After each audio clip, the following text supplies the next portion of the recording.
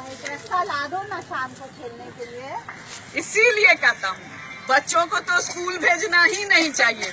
बच्चों को स्कूल भेजो तो कॉपी किताब का खर्चा, वर्दी का खर्चा, अब खेल कूद और सा ला दो ना। गले में लटका के मर क्यों नहीं जाती कमबख्त? तेरी माँ मर गई थी, तू भी मर जा, पीछा छूटेगा। एक लड़का है किसी तरह पाल लूंगा। अरे कहाँ से लाऊं मैं तेरे लिए? 5 साल से तनख्वाह के नाम पर एक ढेला भी नहीं बढ़ा। जब भी बढ़ाने की बात की तो मालिक तालाबंदी की धमकी देता है, गुंडों से पिटवाता है। और एक तरफ ये है खिलौने चाहिए, किताबें चाहिए, ये चाहिए, वो चाहिए। चलो बासन मान, हरामजादी स्कूल जाएगी। जाऊंगी जाऊंगी जाऊंगी। सब बच्चे अच्छे अच्छे कपड़े पहन के बस में बैठ के स्कूल जाते, मैं भी जाऊंगी। अरे उन बच्चों की जितनी फीस है ना उतनी तेरे बाप की पगार नहीं। चल जा, लाला के यहाँ से आटा ले आ। बाबा वो आटा नहीं देता है। क्यों नहीं देता? आटा उधार देता है, कोई भीख नहीं। उसका बेटा कहता है। क्या कहता है? उसका बेटा कहता है दुकान बंद हो जाने के बाद अकेले में आना। सुअर का बच्चा, अगर उधार न चुकाना होता तो। और एक दिन बाबा की फैक्ट्री में तालाबंदी हो गई। कल तक जो लाल झंडा और यूनियन को गाली देते थे, आज वही हाथ में झंडा लिए चिल्लाते हैं, हड़ताल हमारा नारा है, संघर्ष हमारा नारा है। हड़ताल हमारा नारा है, हड़ताल हमारा नारा है, हड़ताल हमारा नारा है।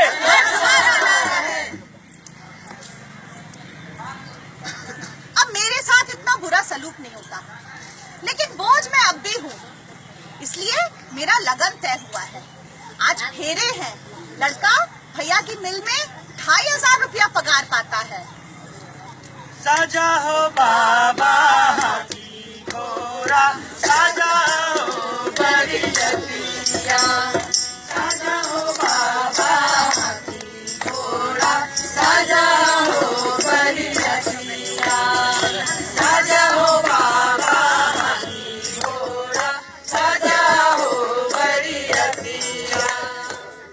ओम सर्वमंगल मंगले शिवे सर्वार्थ साधिके शरण्ये नारायणी नमस्तुते। सास ससुर की आज्ञा मानोगी मानोगी। पति को साक्षात भगवान जानोगी जानोगी। पहले उन्हें खिलाओगी फिर खुद खाओगी खाओगी। यदि ससुर अन्याय करे तो न्याय मानोगी मानोगी। कभी पलट कर जवाब नहीं दोगी नहीं दोगी। आंखें सदा नीची रखोगी नीची रखोगी। घर का सब काम तुम ही संभालोगी तुम ही संभालोगी।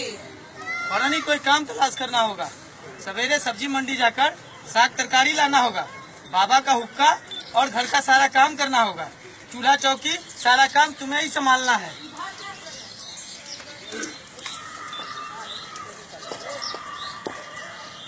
सुनो, इस घर में तुम काम करने आई हो, आराम करने नहीं। सास ससुर का पूरा ख्याल रखोगी और घर का सारा कामकाज तुम खुद संभालोगी, समझी? तथास्तु।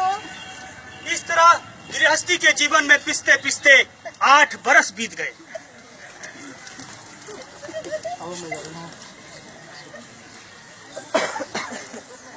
भी छोटे बच्चे हैं, गंदे, कमजोर, चींची करते हुए 25 साल की उम्र में ही 40 साल की बुढ़िया नजर आती हूँ।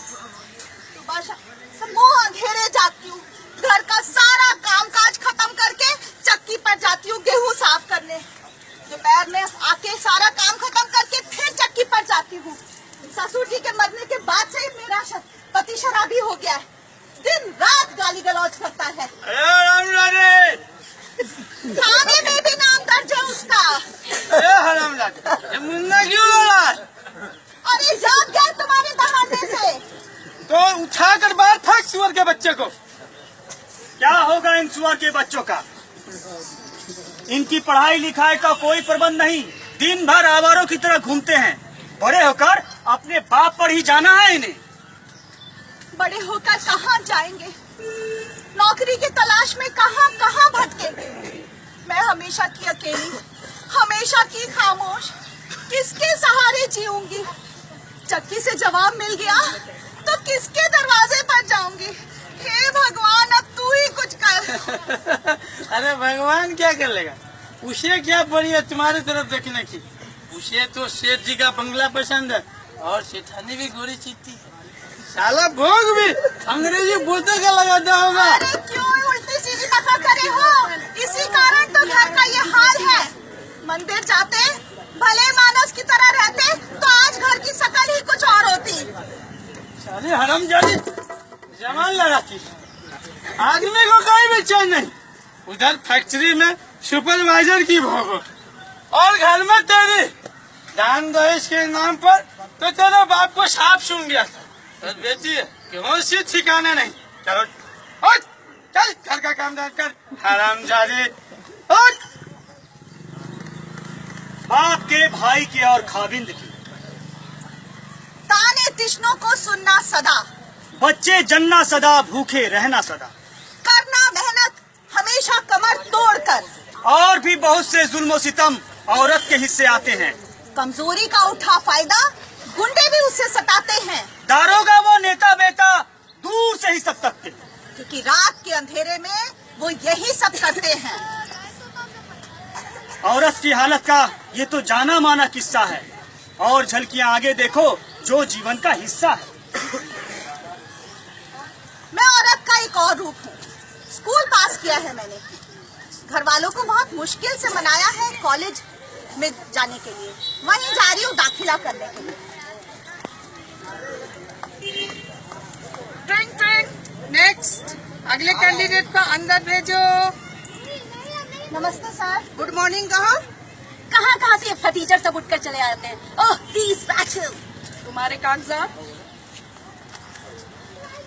Physics, chemistry, mathematics, biology, Hindi. What's all this? हमारे यहाँ तो लड़कियों को होम साइंस में, इंटीरियर डेकोरेशन में, टेलरिंग वगैरह में ही दाखिला दिया जाता है। अब तुम्हारा क्या होगा?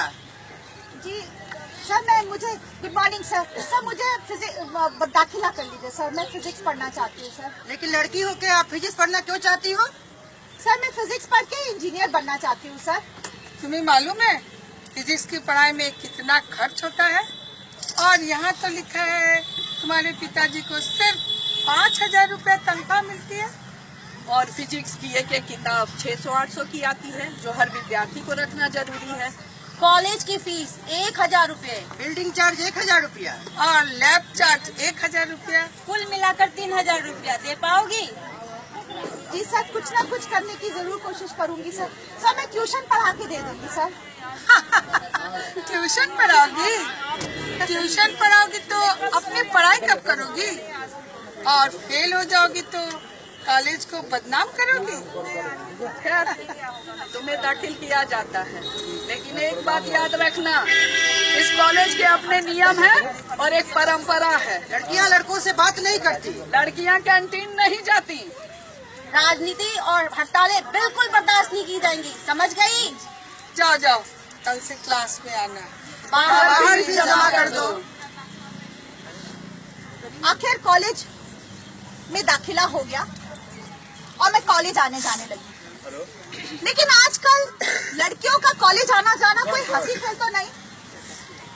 लगता है जैसे पूरा शहर गुंडों और चूड़ों से भरा पड़ा है। जहाँ लड़की देखी नहीं वहीं झपट पड़ते हैं भेड़ियों की तरह। चली कॉलेज से घर को चली, चली कॉलेज से घर को चली। पुलिस वाले खड़े खड़े दांत क्या निकाल रहे हो? कुछ कहते क्यों नहीं इनको? ए छोड़ी, तमीज से बात कर। वही आई करोगन, ज्यादा सती सावित्री बनती हो तो घर में बैठा करो। क्यों भटकती हो इन गली कूचों में? और ज्यादा परेशानी होती है तो टैक्सी से आया जाया कर। ये तो रोज ही होता है। शहरी आप लोगों की तरह हंसते हैं, शरीफ लोग गुंडों से घबराते हैं, और पुलिस में तो वर्दीधारी गुंडे भरे पड़े हैं। आखिर कॉलेज की पढ़ाई किसी तरह खत्म हुई। अच्छे अच्छे घरों से आने वाले लड़के लड़कियां, फर्राटे से अंग्रेजी बोलने वाले लड़के लड़कियां सब अच्छे नंबरों से पास हुए। मैं रोज होकर सेकंड डिवीजन में पास हुई। फिर नौकरी का चक्कर, एक जगह से नौकरी का बुलावा आया है, वहीं जा रही हूँ इंटरव्यू देने के लिए। अंदर गई तो देखा कल तक आवारागर्दी करने वाला सेठ का बेटा आराम कुर्सी पर बैठा है। वही उस जगह का मालिक था जहाँ की नौकरी निकली थी। लेकिन मैं समझ नहीं पाई कि वो इंटरव्यू लेने वाला मेरी डिग्री में दिलचस्पी रखता है या फिर मुझ में। मिस, आपकी तो सेकंड डिवीजन है। टाइपिंग और शॉर्ट हैंड में क्या स्पीड है? जी टाइपिंग शॉर्ट हैंड तो नहीं आती मुझे सर। फिर क्या आता है? दफ्तर के काम काज का 15 साल का अनुभव है। जी अभी तो मेरी उम्र ही 20 साल है, लेकिन कॉलेज में मैंने फिजिक्स केमिस्ट्री सब पढ़ा है सर, वो सब याद है मुझको। फिर तो आपको काले को सफेद और सफेद को काला करना आता होगा। जी मैं समझी नहीं। अरे इम्पोर्ट एक्सपोर्ट का बिजनेस है हमारा। यहाँ रोज काली को सफेद और सफेद को काला करना पड़ता है। आपकी शिक्षा किसी काम की नहीं, आप जा सकती हैं। आप जा सकती हैं, आप जा सकती हैं, सब जगह एक ही जवाब। अब इस डिग्री का क्या करूं? बेरोजगारी दूर करो, दूर करो, दूर करो, बेरोजगारी दूर करो, दूर करो, दूर करो। एक दिन मैंने देखा नौजवान लड़के लड़कियों का जुलूस, मैं भी उनमें शामिल हो गई। बेरोजगारी दूर करो, दूर करो,